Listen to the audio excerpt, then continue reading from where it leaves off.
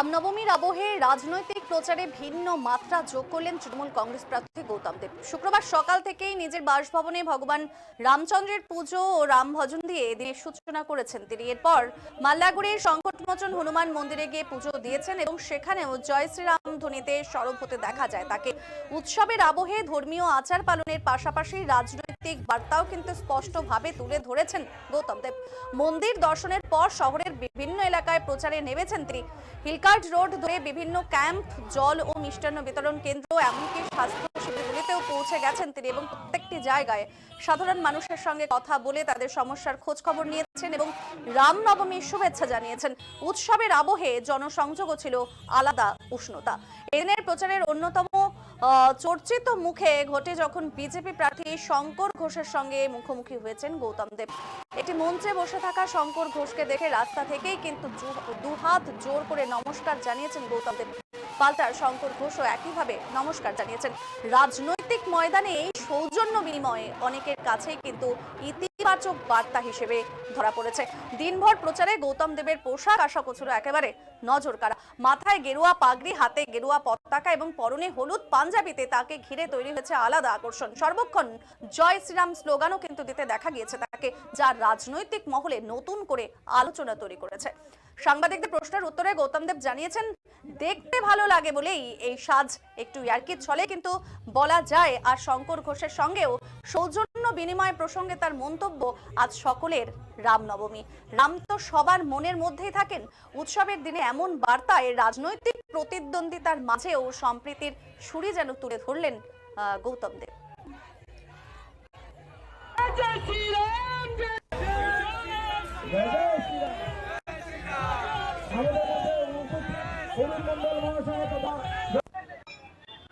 প্রথমত বলি যে এই পুণ্যতিথিতে ভগবান রামের আবির্ভাব এবং সেটাকে সামনে রেখে আমি সবসময় বলি যে আমাদের এই শহর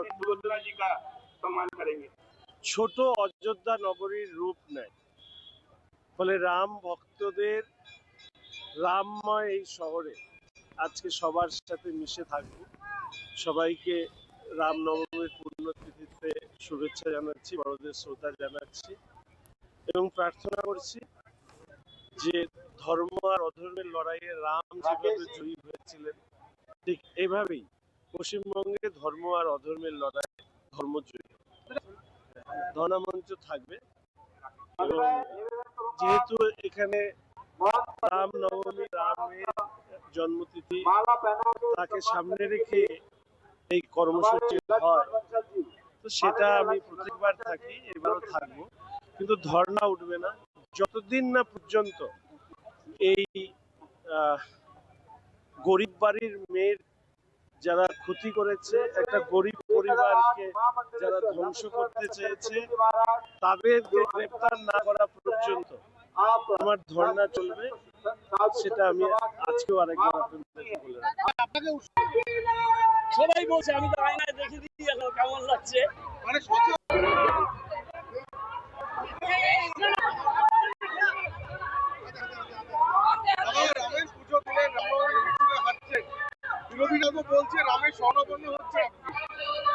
ব্যাপার হচ্ছে যে এটা আমি জলম্বর করি, আর শিলিগুড়ির অভিভাবক সেদিকে হাঁটে, শিলিগুড়িও সেই দিকেই হাঁটে।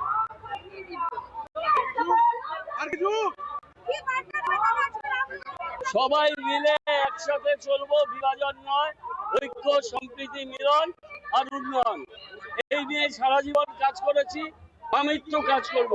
শিলিগুড়ি বাসী আমার ভাই বোন, আত্মার আত্মীয়, তাদের নিয়ে চলবো, তাদের পথ দেখাবো।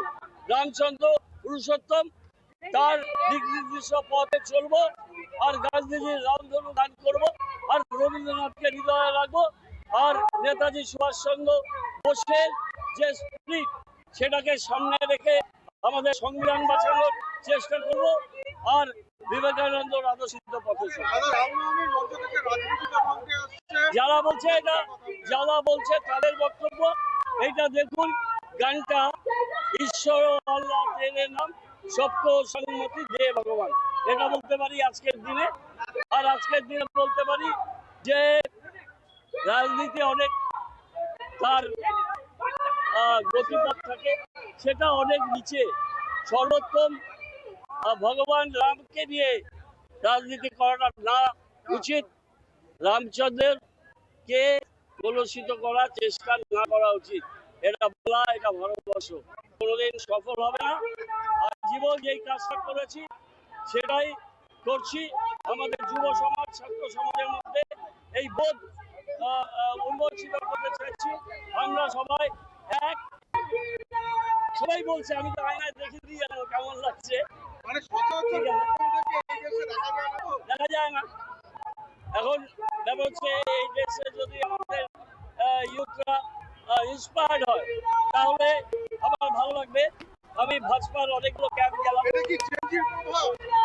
চেঞ্জির প্রভাব